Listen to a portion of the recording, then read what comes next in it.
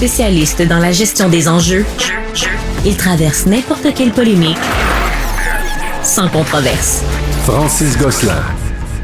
On continue de faire un petit tour d'horizon de ce qui s'est passé dans la journée ottavienne, c'est ça, là, pour le gentilé pour Ottawa. Donc, grosse journée à Ottawa, comme je l'ai dit plusieurs fois déjà. Jérémy Guillaume, tu es directeur principal en relations publiques chez TACT. On s'est déjà parlé plusieurs fois cet été.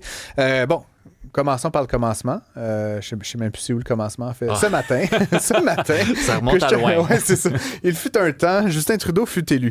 Chrysler Freeland donc, a annoncé en catastrophe, on pourrait dire, sa démission ce matin. Petite lettre bien gentille. Hein? Monsieur Trudeau. Qui a eu l'impact d'une bombe nucléaire politique. C'est quand même intense, comme de choisir de de tirer sa révérence d'un cabinet de cette façon-là.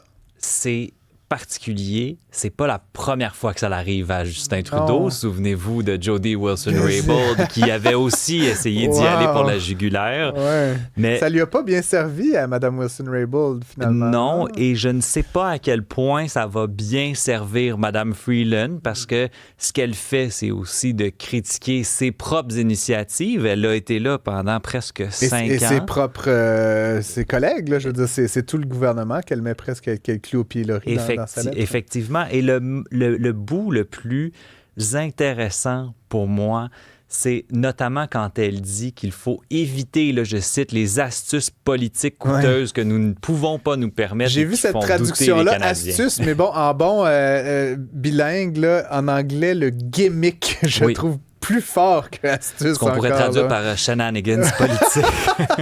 Oui, donc à quoi est-ce qu'elle réfère quand elle écrit ça? Ben, réfère au cadeau de Noël de Justin Trudeau qui commence à lui coûter plus cher que prévu, à la TPS, au chèque de 250 $ qui, là, ne se retrouve pas là, dans la mise à jour économique.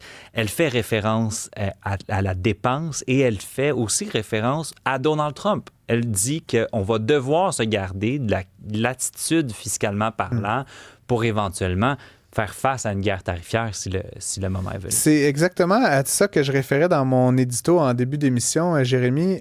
Je trouve ce passage-là, moi, plutôt particulier de dire de la part de Mme Freeland, il faut se garder de la marge de manœuvre face à Donald Trump. Je veux dire, Mme Freeland, là, bon, je comprends qu'elle est en désaccord peut-être sur la TPS, mais je veux dire, ça fait des années qu'il nous enlève toute marge de manœuvre à Ottawa.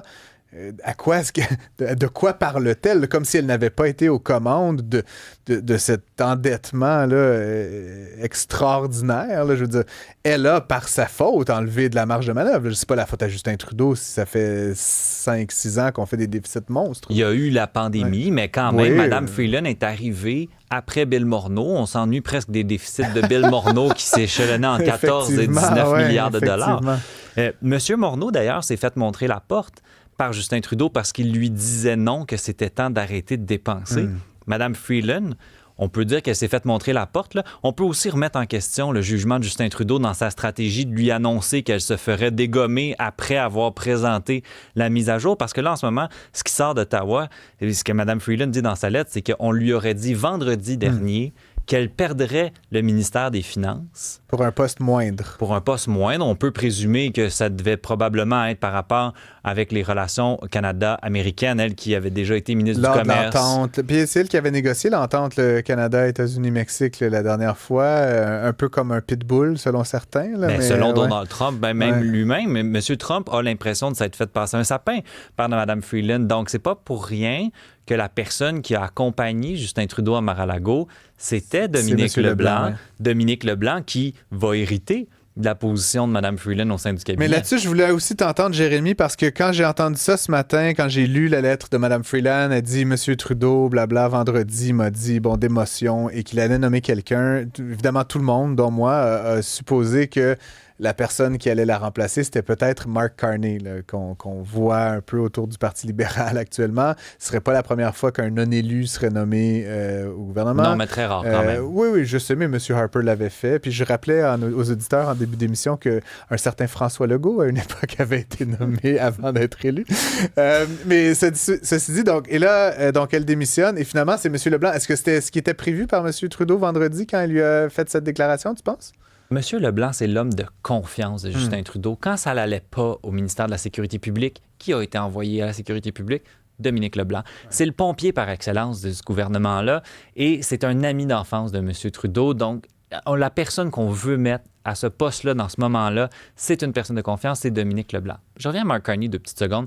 Mark Carney, là, c'est une balloune qui est gonflée à l'hélium, là, qui est un peu artificielle. Je suis heureux de t'entendre le dire. Parce que Mark Carney, c'est pas un sauveur. À travers le monde, on voit des gouvernements conservateurs. Pierre Poilievre, d'ailleurs, critique une certaine élite que Mark Carney représente. Mark Carney, si on se promène dans la rue puis on demande aux gens là, qui nous écoutent en ce moment, connaissez-vous Mark Carney?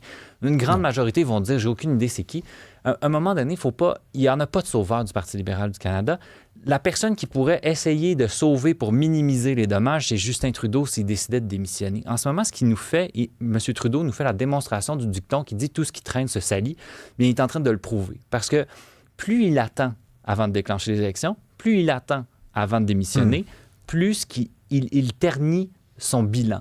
C'est ça qui se passe en ce moment. Et le parti, là, je veux dire, clairement, ce qu'on vit aujourd'hui, c'est pas... Mais le parti va survivre. Le Parti conservateur a survécu. Oui, mais ça donne quand même l'image d'un parti qui est complètement en train de se démanteler de toutes parts. D'une maison en feu, puis pendant ce temps-là, le premier ministre va manger des ailes de poulet, puis il fait des petites brioches à la cannelle la fin de semaine. Les hot takes, t'as pas apprécié? Je voulais évidemment parler de la mise à jour économique. Elle a eu lieu pendant que j'étais en onde. J'ai eu quelques bribes. Là. Merci, Maximile, d'ailleurs, en régie, de m'enfiler les plus grandes lignes.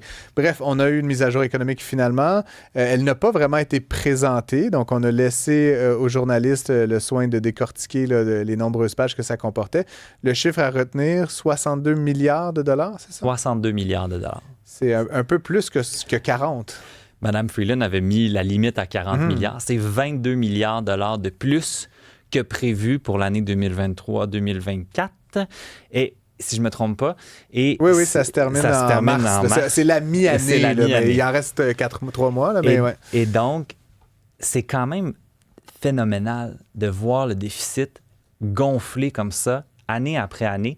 Et pendant ce temps-là, Justin Trudeau, je parlais de ses cadeaux de Noël qui coûtent cher, là. Déjà, s'il avait pu économiser un 6,3 milliards là, et de ne pas parler d'envoyer des chèques au monde qui ont un revenu net de 150 000 $ et moins et de donner des congés de taxes sur des absurdités comme des PlayStation puis de la barbe à papa. Et des Legos à 1 000 $. Ouais. Déjà, on aurait peut-être eu une première piste de solution pour justement se laisser un peu de marge de manœuvre. Mais on n'en a plus de marge de manœuvre. Ils reviennent constamment avec le principe de dette sur PIB, qu'on est en bonne position. C'est vrai qu'on a une cote AAA puis qu'on est dans une position qui n'est pas si mal. Le problème, c'est pas maintenant. Le problème, c'est si jamais il se passe quelque chose, là, on va être dans le trouble. On voit la France à 6 % de dette sur PIB. On voit ce que ça donne. Là, ils sont évidemment en chicane entre eux et avec l'Europe et tout ça. Donc, c'est pas une très bonne nouvelle. Mais là, donc, M. Leblanc va reprendre les rênes. Il va ramener ça à l'équilibre, j'imagine, dans le prochain trimestre, crois-tu, Jérémy? Pour le temps qui reste à ce gouvernement. Bon, M. Trudeau, réussi à survivre une autre journée. Là, Mme Freeland tombe en tête du groupe des mutins qu'on a vu un petit peu plus tôt. Il y a d'autres députés. Mais tu dis une autre journée, attends, je t'interromps tout de suite. Là, parce que Pierre Poilievre a demandé à ce qu'on tienne un vote de confiance.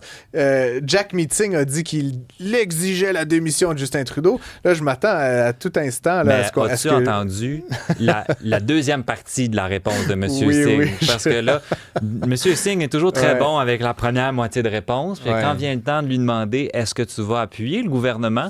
Ah, ben là, c'est pas aussi facile que ça à comprendre. Bref, je comprends que le NPD n'a pas encore décidé de tirer la plug sur ce gouvernement-là. C'est eux qui ont la balance. Et si j'étais eux, moi, je le ferais parce qu'ils sont à 21 %. Le dernier Ipsos met le NPD et les libéraux à 21 %, à égalité au deuxième rang.